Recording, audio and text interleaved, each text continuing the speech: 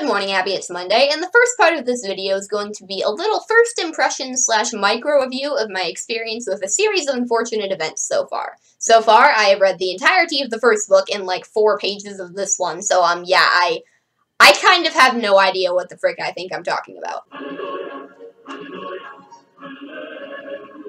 So the first book is dedicated to Beatrice, Darling, Dearest, Dead. The second book is dedicated for Beatrice. My love for you shall live forever. You, however, did not. So, like, no one actually answered this question because I know that there is an entire spin-off book about this character that I'm probably going to end up reading someday, but, like, do I want to know what happened to Beatrice? Or is it in itself a series of unfortunate events? I love how in the back of every book, Lemony Snicket is urging the reader to not read this book because it's depressing and the Baudelaire orphans can never catch a break. Like, sir, I read The Prince's Tale this morning.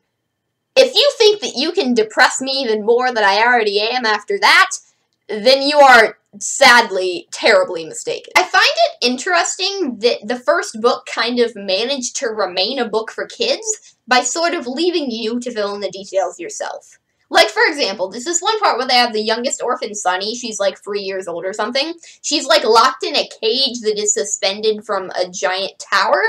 The book doesn't describe the sheer horror that Violet and Klaus must be feeling in this situation, but you, the reader, can feel it. Now, despite what the name on the cover will lead you to believe, these books were not actually written by Lemony Snicket. Lemony Snicket is not a real person. He is an in-universe character. The books were actually written by someone named Daniel Handler.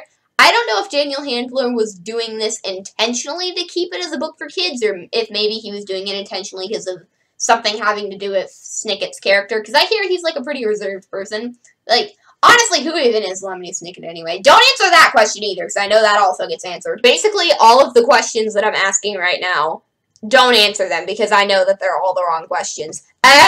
I also appreciate the mild social critiques, like how no one believes the kids when they try to tell adults of Olaf's mistreatment of them, and how people always go out of their way to unnecessarily explain words to them that they already know the definitions of. That doesn't explain why Lemony Snicket feels the need to explain words to the reader. I don't think that that was intentional on Handler's part for that to be, like, a sign of the kids not being appreciated. I think it's just a Lemony Snicket thing. Oh my god, someone should make a shirt that says, "Is the Lemony Snicket thing," you wouldn't understand. Like, moneymaker right there. Like, I don't even really know who Lemony Snicket is yet, and I'd still buy that shirt. Abruptly shifting gears. Just kidding, I'm not going to throw this book, because books are more precious than people, and also because this book is not mine. I'm borrowing it from someone, and I don't want them to get mad at me. But anyway, we need to talk about Miraculous Ladybug. Episode 13 was just released. Illegally, but that's besides the point. And the plot is that it's their teacher's birthday, so everyone in the class got together and bought her a birthday present, except for Chloe. Chloe's friend Sabrina is trying to defend her, and she says that it's not Chloe's fault because she just happens to be really bad at remembering birthdays, just like her mom, and then Chloe immediately cuts her off and starts talking about something else.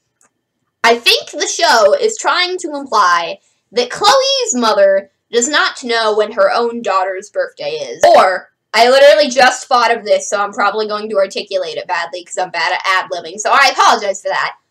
What if Chloe's mom has, like some sort of dementia or Alzheimer's or, like, amnesia or something that, like, would, like, cause her memory to go? Abby, I am really jealous of Daniel Handler because Lemony Snicket is a freaking amazing pen name, and I don't know how he thought up of it, and I will see you tomorrow.